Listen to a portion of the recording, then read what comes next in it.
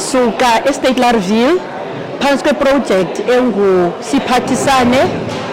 Thina uqala kwethu siqale with nothing, singenanto, sisebenza ngesandla, and ngoku siziva simnandi kuba kaloku sinaba machine.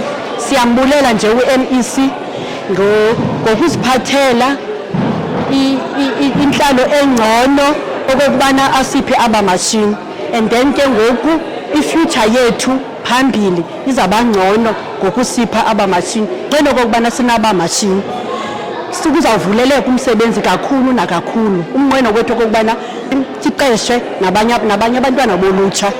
Uyabona ke ngoku izasinceda kakhulu kuba kaloku isizini yemigidi, imitshato, zibhaki, izasinceda kakhulu lo machine kuba kaloku sizawuba nee-orders ezinkulu okubana abantu bathi okubana sifuna namhlanje okubana nisenzele imibhinqo okanye nisenzele ifoskoti nayo yonke into. Uzasinceda kakhulu lo machine kule season kaDisemba kwimigidi.